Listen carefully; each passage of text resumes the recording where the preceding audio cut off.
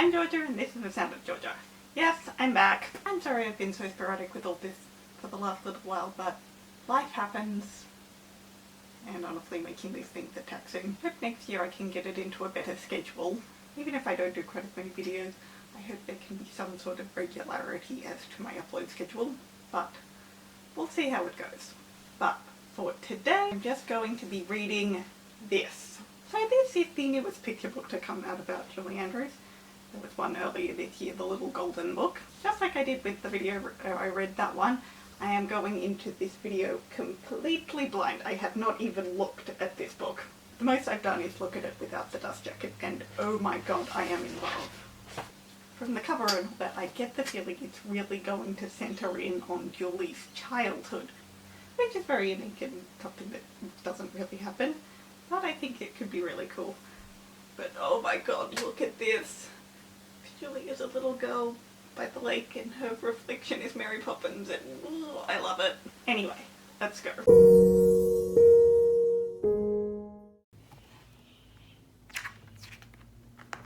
Lots of roses.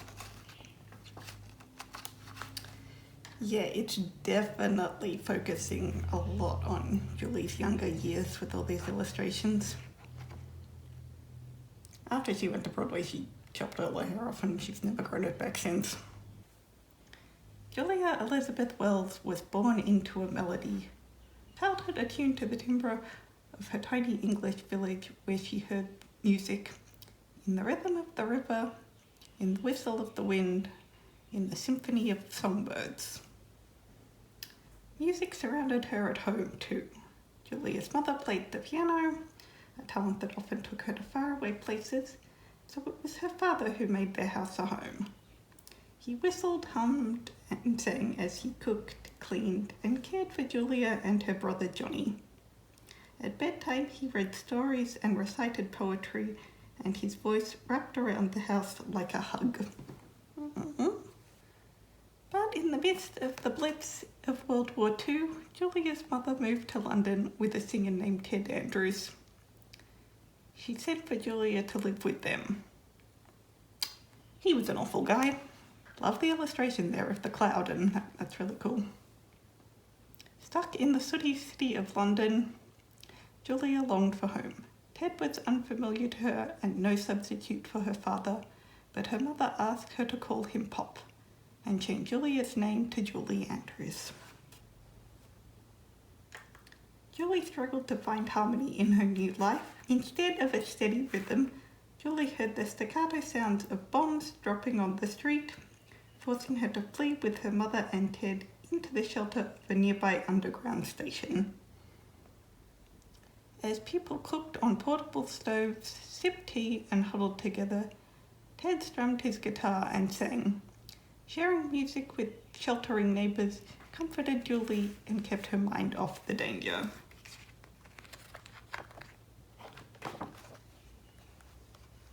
Soon Julie's school closed due to the war.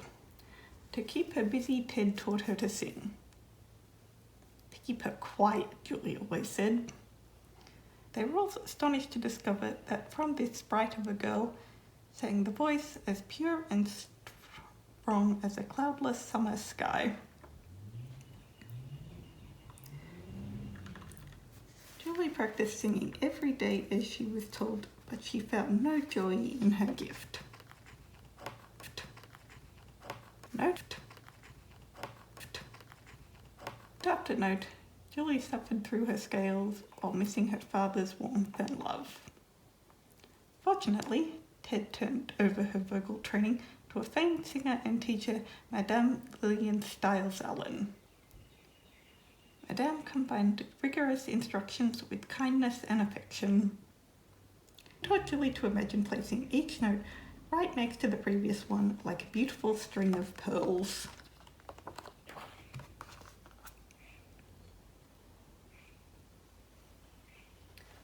Under Madame's tutelage, Julie found joy in music. Singing enabled her to express all the emotions she normally kept inside. She poured her heart into her practice and sometimes shed tears while singing sad songs. Madame told her never to be embarrassed when moved by music. It shows you're a sensitive human being, capable of much feeling. For the first time, Julie understood that her voice was not just a gift, but one she could share with others. With her newfound purpose behind the practice, Julie was filled with gratitude for her voice, and as her voice grew in strength, so did her courage.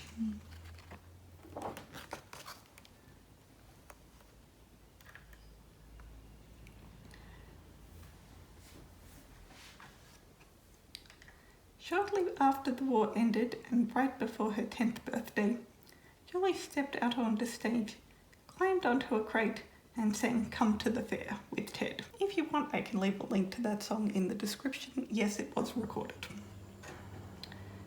Julie's voice rose to the rafters as her mother's fingers flew across the piano. When the audience erupted into applause, she basked in the warm spotlight. The crowds loved Julie and launched her into early stardom. She travelled up and down England, and her voice filled theatres and concert halls, while the accolades of audiences filled her heart. At first, her name appeared at the bottom of the programmes of her performances, but over the next 2 years, Julie Andrews rose to the top. With that rise came responsibility. Singing could not just be for joy. The money she earned supported her family and paid for their new home. She vowed to work as hard as she could for as long as she could. And she hasn't stopped.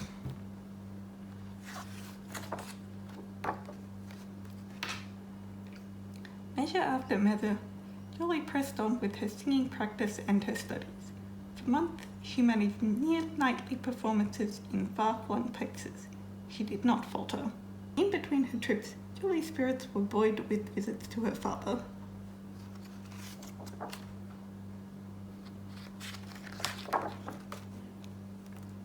Here we go, Starlight Roof. At the age of 13, Julie concluded her first year-long variety show, Starlight Roof. She was worried about what would come next for her.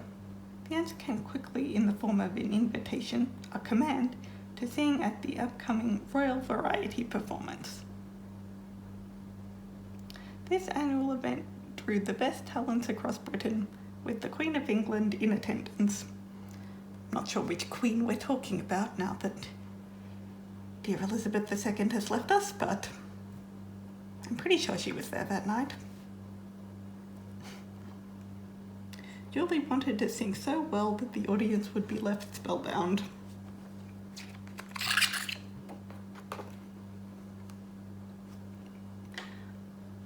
On the evening of her performance, Julie gathered her courage, stepped into the spotlight, and lifted her voice.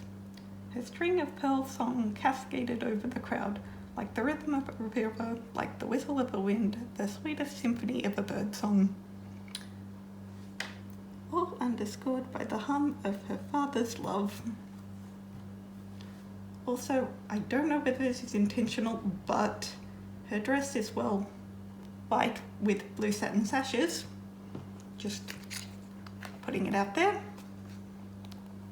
Julie finished to a crescendo of applause, led by the Queen herself. I can link the video of this one down in the description if you want as well. Julie singing "God Save the King."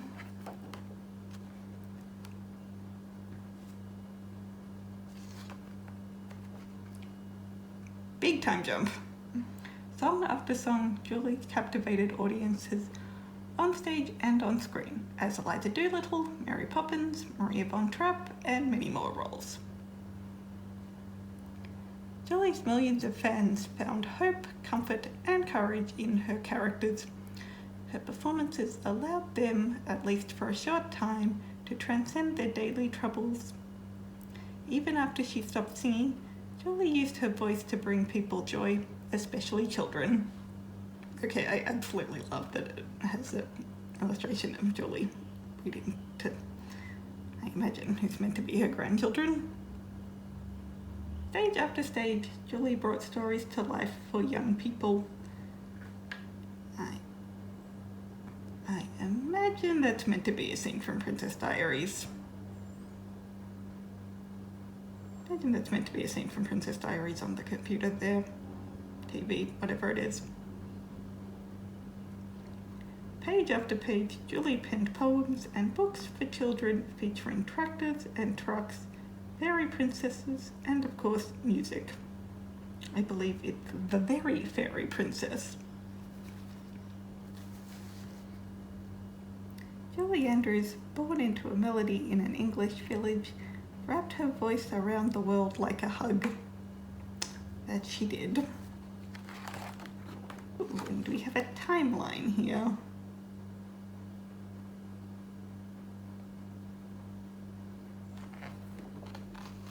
Oh my god, I loved it.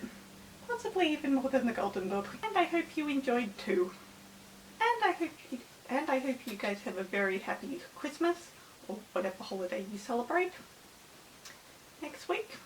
Thanks for watching. Feel free to like and subscribe, and I'll see you in my video next time. So long, farewell!